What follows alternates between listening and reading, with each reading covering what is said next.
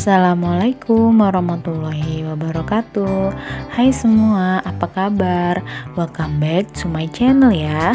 Semoga teman-teman selalu sehat dalam lindungan Allah Subhanahu wa taala. Amin ya rabbal alamin. Di video kali ini aku mau sharing budgeting aku di bulan Oktober 2022. Sebenarnya ini adalah budgeting pertama aku yang aku videoin. Tapi biasanya sih aku juga budgeting, cuman gak aku videoin ya.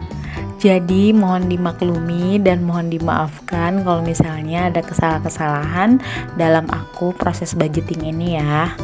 Sebelumnya aku mau memperkenalkan diri aku. Aku adalah seorang ibu rumah tangga yang gak punya penghasilan selain dari suami. Jadi mau gak mau aku harus bisa dan pinter-pinter untuk mengatur keuangan keluarga agar cukup untuk 1 bulan ya. Nah, budgeting aku kali ini untuk 2 orang dewasa dan 2 orang balita. Jadi ada anak aku yang bayi dan anak aku umur 6 tahun. Nah, jadi untuk pemasukan dan pengeluarannya selama sebulan ini diperuntukkan untuk 4 orang ya. Seperti biasa, kalau sudah dapat gajian itu, aku akan membagi pos-pos sesuai dengan kebutuhan rumah tangga. Nah, yang pertama ini adalah pos untuk giving and saving. Yang pertama adalah giving untuk sedekah dan untuk kasih orang tua. Nominalnya ini aku kasih XXX aja karena menurut aku ini privasi ya. Terus untuk sedekah nominalnya juga aku kasih XXX karena ini biarlah menjadi rahasia aku dan suami dan juga Allah. Nextnya adalah saving. Savingnya itu ada dana darurat, dana pendidikan, dan dana pensiun.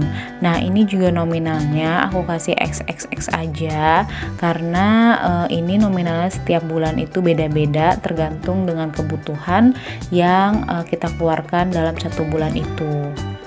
Biasanya untuk dana tabungan ini, saving itu langsung disimpan sama suami aku di rekening terpisah khusus untuk tabungan sendiri. Lanjut adalah fixed expenses. Jadi ini adalah pengeluaran yang udah pasti dikeluarkan dalam 1 bulan ya. Seperti biasa, yang pertama adalah kontrakan karena aku masih ngontrak. Nah, di sini kontrakannya itu harganya per tahun sebenarnya. Jadi mau nggak mau setiap bulannya kita harus bisa menyisihkan agar nanti pas bayar kontrakan itu nggak terlalu berat. Terus lanjut adalah listrik. Listrik ini aku pakai token, untuk sekali isi adalah sekitar 200.000. Itu biasanya juga masih ada sisanya. Terus aku juga nggak pakai wifi, aku masih pakai kuota internet untuk 2 handphone. Biasanya itu sekitar 150.000 untuk 2 handphone. Jadi 1 bulan itu aku biasa pakai yang 50-75.000. Itu insya Allah cukup. Suami aku juga sama pakainya yang itu.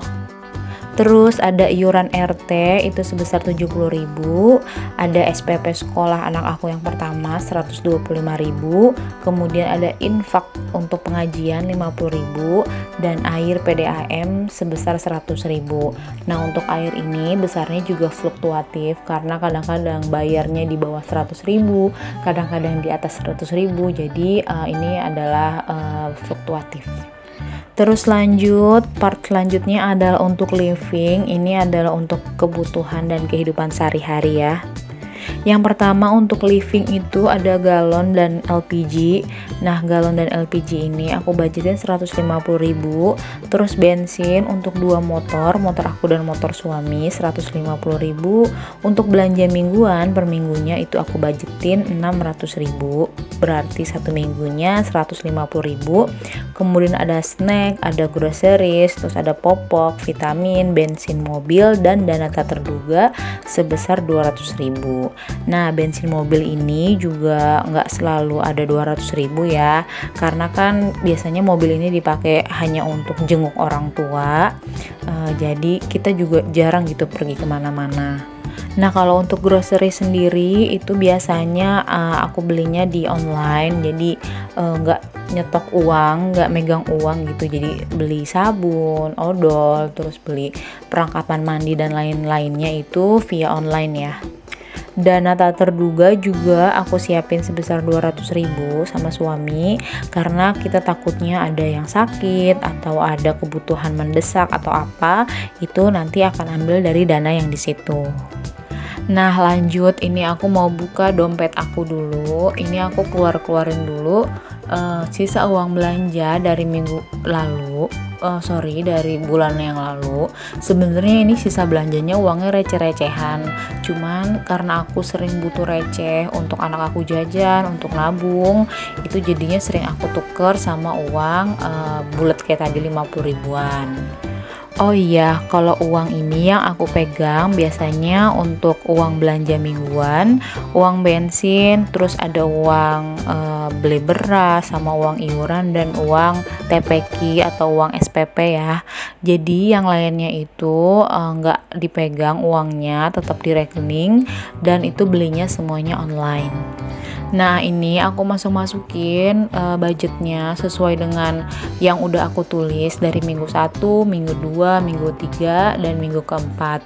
Untuk minggu 1 dan minggu kedua itu kan aku udah lewat ya, karena minggu ke-1 itu biasanya aku hitung dari minggu pertama gajian. Jadi masih ada sisa uang beberapa ribu. Terus untuk minggu kedua adalah minggu sekarang ini, baru masuk di awal Oktober, juga masih ada beberapa sisa uang. Jadi untuk yang masih utuh itu ada di minggu ketiga dan minggu keempat. Untuk gas dan galon juga aku masukin 50.000 aja karena aku baru beli gas. Terus aku juga masih ada stok galon, jadi insya Allah masih cukup sampai minggu depan. Terus ada bayaran sekolah kakak sama bayaran TPQ kakak. Kebetulan ini belum dikasih buku bayarannya, jadi aku masih bisa simpen dulu di dompet. Kalau udah disimpan kayak gini kan jadi ketahuan mana yang sesuai dengan anggaran dan mana yang nggak sesuai dengan anggaran.